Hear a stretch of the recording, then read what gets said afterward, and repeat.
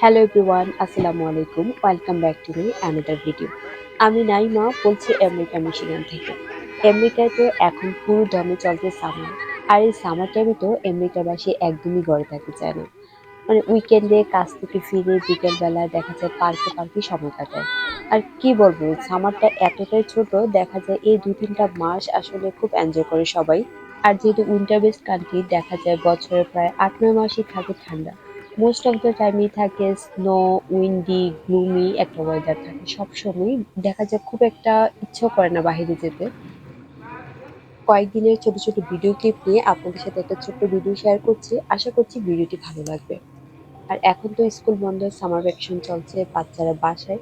তা আমরা এত সবকে দিয়েছিলাম সুইমিং ক্লাসে, যেন ও এই সময়টাতে সুইমিং লেসন নিতে পারে, এবং সাঁতার শেখাটাও তো অনেক ইম্পর্টেন্ট। তো এই কারণে আমি সপ্তাহে ৩ দিন ওকে সুইমিং ক্লাসে দিয়েছি।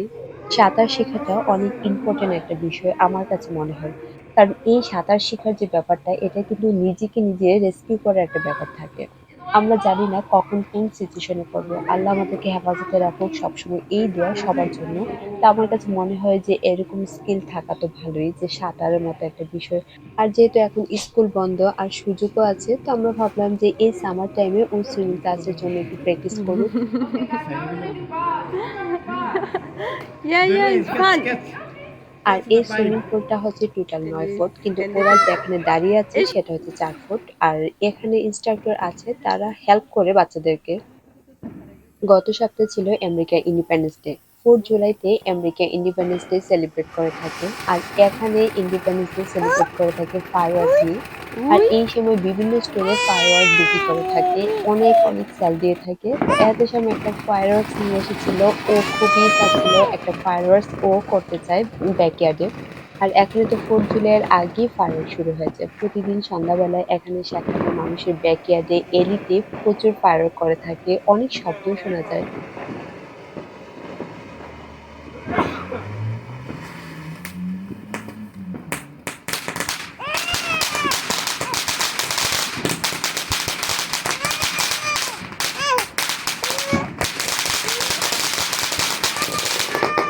আর আমরাও 4 জুলাইয়ের আগে প্রতিদিন সন্ধ্যাবেলায় একটা দুটা করে ফায়ারওয়ার্কস করেছিলাম।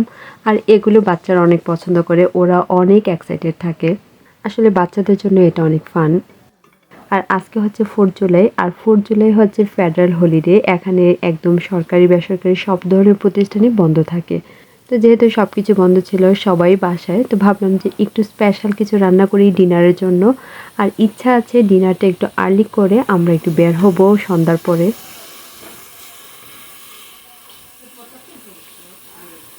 আজকে ডিনারের জন্য আমি করব ফ্রাইড রাইস আর তান্দুরি চিকেন।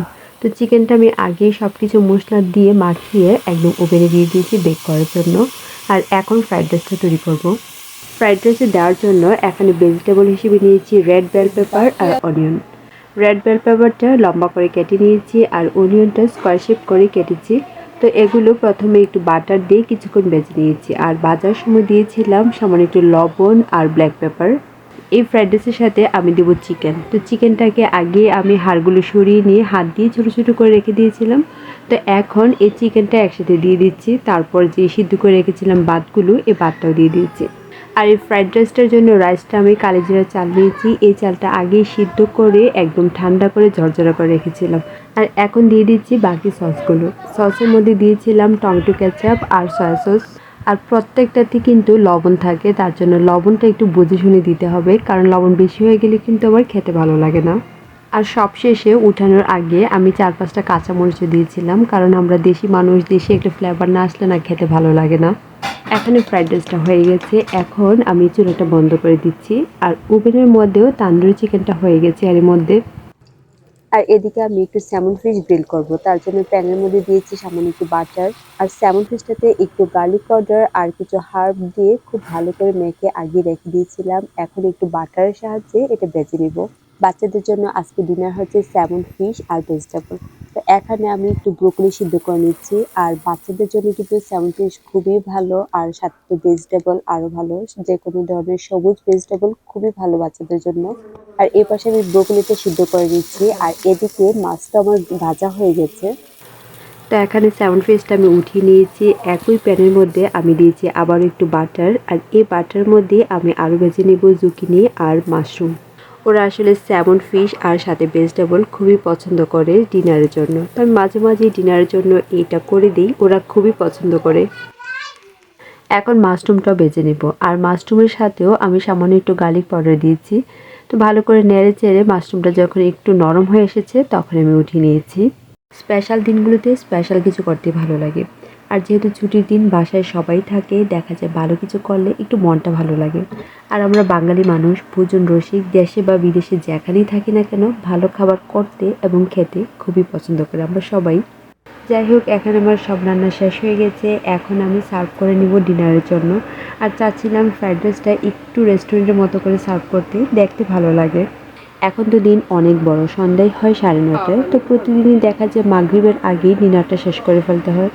আদারওয়াইজ দেখা যায় মাগরিবের পরে যদি ডিনারটা শুরু করা হয় তখন কিন্তু শেষ হতে হতে অনেক রাত হয়ে যায়। অনেক অনেক সময় দেখা যায় খাবার শেষ করে ফ্রেশ হয়ে বেডে যেতে যেতেই বেজে যায় প্রায় 12টার মতো। বাচ্চারা কান্নাকাটি শুরু করে দেয়, ঘুমও প্রপারলি হয় না, তার জন্য সবসময় মাগরিবের আগেই ডিনার শেষ করে ফেলি আমরা। যাই হোক, ফায়ারওয়ার্ক দেখার জন্য বাচ্চাদেরকে নিয়ে বের হয়েছি, আর এখন বাজে রাত 10টা। আর যেহেতু আজকে 4 জুলাই, চারদিকে ফায়ারওয়ার্কের প্রচুর শব্দ শোনা যাচ্ছে।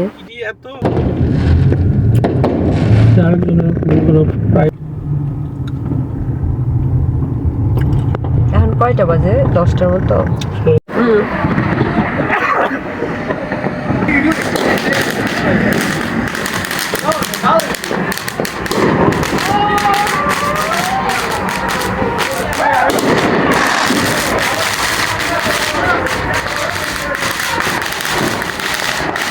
এটা তো আমরা নিয়ে দিই।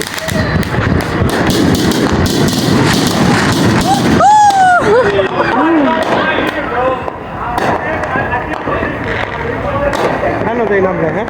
Pwede dyan ito na ito.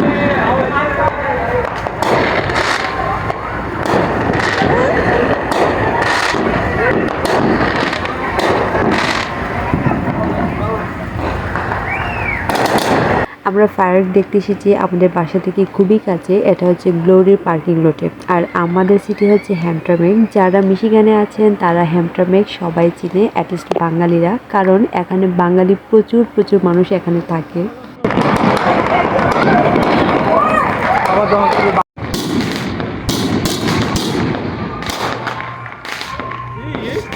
প্রতি বছরই এই পার্কিং লটে এসে মানুষ ফায়ারওয়ার্ক করে থাকে, এবং এই সময়টাতে পুলিশের প্রোটেকশন থাকে, এবং কি ফায়ার সার্ভিসেরও অনেক ইউনিট থাকে এখানে।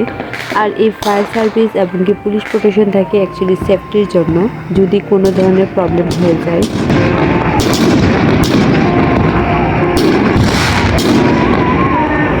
অনেকক্ষণ ঘোরাঘুরি করার পর এখানে আইসক্রিম ট্রাকের কাছে এসেছি আইসক্রিম নেওয়ার জন্য। আর ওই দিন অনেক গরম ছিল, আর বললাম না আমেরিকার সামার টাইমে থাকে একদম ফেস্টিভ্যাল, এভরি উইকে কোথাও না কোথাও কোনো না কোনো উৎসব চলতেই থাকে। হয়তো কোথাও পিকনিক বা কোথাও অনুষ্ঠান বা কোথাও না কোথাও একটা কিছু থাকেই। আর এই যে এদিকে 4 জুলাই উপলক্ষে ফায়ারওয়ার্ক হচ্ছে, আইসক্রিম বিক্রি করছে, প্রচুর মানুষ এসেছে, মানে একদম ফেস্টিভ্যালের মতো মনে হচ্ছিল সব কিছু। আইসক্রিম ট্রাকের সামনে তো অনেক লম্বা লাইন ছিল, সবাই আসছে আইসক্রিম। আর এই ফায়ারওয়ার্কটা চলে একদম লেট নাইট পর্যন্ত, কিন্তু বলে যে 12টার মধ্যে ফায়ারওয়ার্ক শেষ করতে হবে, কিন্তু তারপরেও দেখা যায় বিভিন্ন জায়গা থেকে শব্দ শোনাই যায়। এখন বাজে রাত 11টা, তো আমরা বাসায় চলে এসেছি। আমি খুবই এনজয় করেছি এই ফায়ারওয়ার্ক। আশা করছি আপনাদের কাছেও এই ভিডিওটি খুবই ভালো লেগেছে। সবাই খুবই ভালো থাকবেন। আল্লাহ হাফেজ।